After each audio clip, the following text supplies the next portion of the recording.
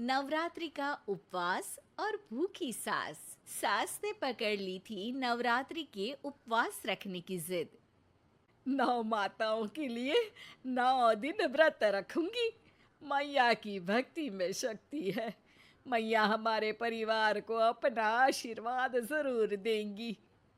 लेकिन अपना शरीर तो देखिए माँ जी, आपका एक पाँव घर में रहता है और एक पाँव डॉक्टर के यहाँ। फिर से बीमार हो गई तो जय माता दी के साथ राम नाम सत्य भी। अरे राम राम राम, कैसी बातें कर रही हो बहू। राम नाम सत्य हो मेरे दुश्मनों का। मुझे व्रत रखने से मत रोको बहू। वरना देवी माँ नाराज हो जाएंगी। नहीं, तुम्हारी सासू माँ नाराज हो जाएंगी। अरे पर माँ, भूखे क्यों रहना है? देवी माँ थोड़ी ना चाहती होंगी कि उनके भक्त भूखे रहें। और आपकी तो सारी मनोकामना पूरी हो चुकी है ना माँ।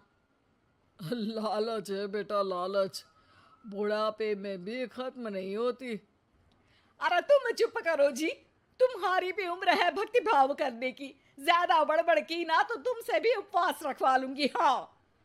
अरे रौद्र रूप क्यों धारण कर रही हो मेरी माँ। रख लो व्रत। ठीक है माँ, बस अपनी हेल्थ का ध्यान रखना। अरे उसकी चिंता तुम मत करो बेटा।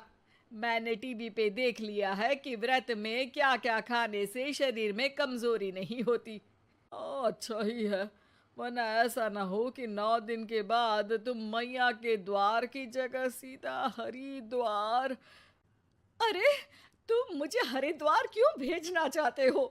क्योंकि अब तुम्हें मायके तो भेजने से रहा। बाबूजी, क्यों माँ को परेशान करते रहते हो? अच्छा माँ, ये बता दो कि आपको व्रत में खाने के लिए क्या क्या चाहिए होगा। सास के सामने सब हार जाते हैं। माँ के कहे सामान को बेटा लेकर आता है। नवरात्रि का पहला दिन है। नाश्ता कर लो, स्वस्थ रहो, मस्त रहो। मेरा व्रत से ध्यान भंग मत करो। अच्छा ठीक है, ठीक है। भूख लगेगी तो मेरी तरफ मत देखना। आई बड़ी। तुम कोई खाना हो जो तुमको देखूंगी। आए बड़े। माँ जी, ये लीजिए आपका फरियाली मिक्सचर। इससे व्रत नहीं टूटेगा। अरे इतना सा? दिन भर भूखी रहने वाली हूँ। थोड़ा तो और ला दे। पर ये सब तो सपोर्ट के लिए होता है ना माँ जी। पेट भर के थोड़ी ना खाना होता है। करवा चौथ का व्रत नहीं रख रही हूँ जो कुछ ना खाऊं पीऊं। हाँ यार, ये तो मैंने सोचा ही नहीं। तुम इतने सारे व्रत रखती हो तो मेरे लिए करवा चौथ का व्रत क्यों नहीं रखती? अरे जुबान पे तुम्हारा नाम न रखूं, व्रत क्या खाक रखूंगी तुम्हारे लिए। माँ के कहने पर बहू और भी फरियाली ले आती है, जिसे खाकर माँ डकार मारती है। इतनी जोर से डकारोगी तो दुर्गा मैया भी डर जाएंगी। तुमने तो उनके शेर से भी तेज आवाज निकाल दी। अरे शेर के जैसा पंजाबी मारती हूं मैं, देखना चाहोगे? तुम्हें पता है ना, व्रत रखते समय हिंसा वाली बातों से, विचारों से और बुरी चीजों से दूर रहना चाहिए। सही कहा। बुरी चीजों से दूर रहना चाहिए। इसीलिए तो तुमसे दूर जा रही हूँ, दूसरे कमरे में। सास ने कई सारी ऐसी चीजें खाई जिनसे व्रत ना टूटे।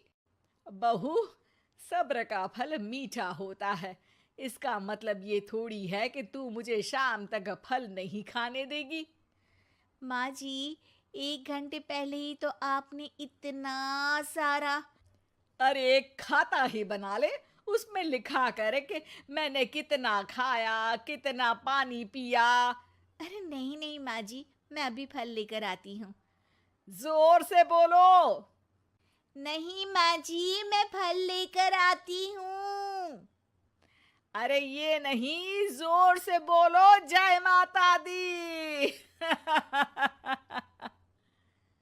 सासू माँ एक साथ बहुत सारे फल खा लेती है।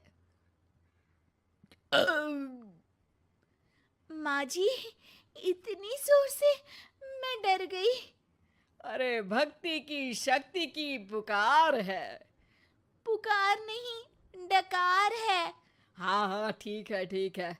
चिप्स और लेकर आना जरा, उससे भी व्रत नहीं टूटता। माँ जी, आज ही सब खत्म हो जाएगा। नाश्ते का ही टाइम है। अरे ठीक है ना बेटा, मैं अब कुछ खाऊंगी ही नहीं, तुझे इतनी तकलीफ है तो।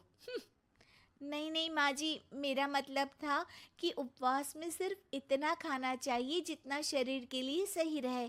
स्वाद के लिए खाने से तो अच्छा है कि उपवास ही मत रखो। माता जी की कृपा तो वैसे भी बनी ही रहती है। अरे वाह बहू वाह, एक ढोलक और हारमोनियम भी लेकर आना और प्रवचन करने लग जा। श्री श्री 108 बहु ईश्वरी माता। माँ जी, मैं आपके लिए चिप्स लेकर आती हूँ। बहू की सही सलाह को भी सास नजरअंदाज कर देती है। थोड़ी देर में बहू सास को चिप्स लाकर दे देती है। आलू की चिप्स, आहा मजा आ गया। आलू किसी भी सब्जी में चला जाता है। आलू पनीर, आलू पालक, आलू टमाटर, आलू भिंडी और तो और पराठे में भी चला जाता है। वैसे ही इंसान को भी हर स्थिति में आलू जैसा होना चाहिए। थोड़ी देर में वहां ससुर जी आते हैं। क्या चिप्स खा रही हो? अरे नहीं जी, दिख तो चिप्स ही रही है। अरे तो पूछ क्यों रहे हो? अरे गुस्सा क्यों हो रही हो? उपवास में गुस्सा नहीं करना चाहिए। और ऐसा तो है नहीं कि सिर्फ तुम उपवास करती हो, हमने भी तो किया होगा कभी। नहीं जी नहीं, तुम तो कर ही नहीं सकते। तुम उपवास में भी भेजा खाओगे और भेजा खाने से उपवास टूट जाता है। अच्छा, थोड़ी सी चिप्स मुझे दे दो, मन ललचा रहा है। नहीं, उपवास के लिए है। तुम अपना खाना खा लेना जो भी बने। पूरा दिन सास कुछ ना कुछ खाती रहती है। जैसे ही रात होती है, अब बस उपवास हो गया, अब मैं खाना खाऊंगी। जो दिन भर से खा रही थी उसको क्या बोलते हैं? बाबूजी क्यों माँ को परेशान करते रहते हो? अरे लड़के, तेरी माँ दिन भर से इतना खा चुकी है कि देश में भूखमरी की समस्या इसी की वजह से बढ़ रही है। और खाने की दिक्कत नहीं है, कितना भी खाए लेकिन सेहत इधर उधर होती रहती है। कुछ ऊपर नीचे हो गया तो तेरी माँ खाने के बाद हाथ धोएगी और तू अपनी माँ से हाथ धो बैठेगा। अरे इत्तू सा तो खाया था, उपवास भी ना तोड़ू क्या? ठीक है, नहीं खा रही बस। अरे बहू तुम ही बताओ, ये इत्तू सा मतलब कितना खाया है इसने? ना जी ना, मैं कुछ नहीं बोलूंगी। खाना दे रहे हो या नहीं, या 9 दिन बिना जल के उपवास रख लूं? देने के लिए धमकी अच्छी है, सुनने में भी डरावनी लग रही है, पर जैसे तुम्हारी जुबान में स्वाद का खून लगा है ना, तुम भूखी नहीं रह पाओगी। मैं कसम खाती हूँ जी। अरे देखो, कसम भी खाओगी तुम। अरे कुछ और दे दो इसको खाने को। ये ले, दाल चावल खा ले बस। डॉक्टर भी कहते थे कि माँ को आए दिन पेट से जुड़ी समस्या रहती है। बस इसी के लिए घर वाले पहले उन्हें उपवास नहीं करने दे रहे थे, लेकिन जब उपवास करने दिया तो माँ ने इतना फरियाली खाया कि घर वालों की चिंता बढ़ा दी। और जैसा कि घर वालों को डर था, अगले दिन उनकी तबीयत खराब भी हो गई।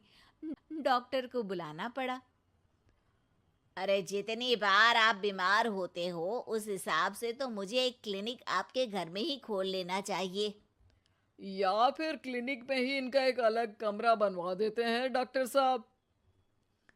बाबूजी, पिताजी, मेरे जनक, क्यों हमेशा मजाक करते रहते हो? डॉक्टर साहब, माँ का पेट खराब है। क्या खाया था? जो मिला जो दिखा सब कुछ। अरे बस भी करो जी। बस तो तुमको करना था खाते वक्त। देखिए, खाना अच्छी बात है, और उपवास भी आदमी को रखते रहना चाहिए, लेकिन तब जब शरीर लायक हो। पहले दिन ही बीमार हो गई तो 8 दिन कैसे होगा? आप व्रत मत रखो और खाने पीने पे ध्यान दो। मैं गोलियां दे रहा हूँ। आप भी कुछ खाने को ही दे रहे हो? हाँ, इससे जल्दी ठीक हो जाएंगी। समझ गई हैं आप? अब तो ठीक ही होना है ना मुझे। जोर से बोलो। जय माता दी। जय माता दी। जय माता दी।